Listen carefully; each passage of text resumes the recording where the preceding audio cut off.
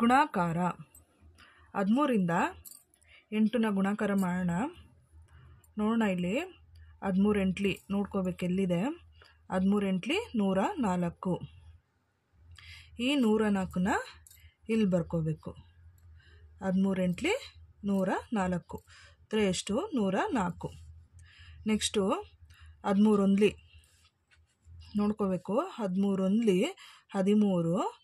ಈ 13ನ ಇಲ್ಲಿ ಬರ್ಕೋಬೇಕು. ಇಲ್ಲಿ 3 ಬರ್ಕೋಬೇಕು. ಈ ಒಂದನ್ನು ಇದ್ರ ಮೇಲೆ ಬರ್ಕೋಬೇಕು. 9ರ ಮೇಲೆ ಬರ್ಕೋಬೇಕು. 13 9ಲಿ ನೋಡ್ಕೋಬೇಕು. 13 9ಲಿ 117. 117 ಪ್ಲಸ್ 1 118 ಕೂಡ್ಕೋಬೇಕಾಗುತ್ತೆ, ಆ್ಯಡ್ ಮಾಡಬೇಕಾಗುತ್ತೆ. 117 ಪ್ಲಸ್ 1 118. ಉತ್ತರ ಎಷ್ಟು? 1183. ನೆಕ್ಸ್ಟು 13ರಿಂದ 4320ನ ಗುಣಾಕಾರ ಮಾಡೋಣ. 13 0ಗೆ ನೋಡ್ಕೋಬೇಕು. ಇಲ್ಲಿದೆ 13 0ಗೆ 0. ಈ 0ನ ಇಲ್ಲಿ ಬರ್ಕೋಬೇಕು. 13 2ಲಿ 26. ಈ 26ನ 6 ಇಲ್ಲಿ ಬರ್ಕೊಂಡು ಈ 2ನ 3 ಮೇಲೆ ಬರ್ಕೋಬೇಕು. 13 3ಲಿ 39. 39 ಪ್ಲಸ್ 2 40 41. ಈ ಒಂದನ್ನು ಇಲ್ಲಿ ಬರ್ಕೊಂಡು ಮೇಲೆ 4 ಬರ್ಕೋಬೇಕು. ನೆಕ್ಸ್ಟು 13 4ಲಿ ನೋಡ್ಕೋಬೇಕು.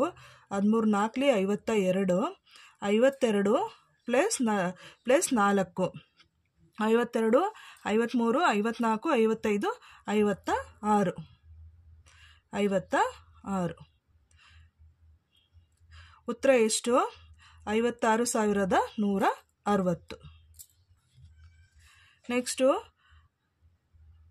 13ರಿಂದ 6521ನ ಗುಣಾಕಾರ ಮಾಡೋಣ. 13 ಒಂದ್ಲಿ ನೋಡ್ಕೋಬೇಕು. 13 ಒಂದ್ಲಿ 13. ಈ 13ನ ಇಲ್ಲಿ 3 ಬರ್ಕೋಬೇಕು. 2ರ ಮೇಲೆ 1 ಬರ್ಕೋಬೇಕು.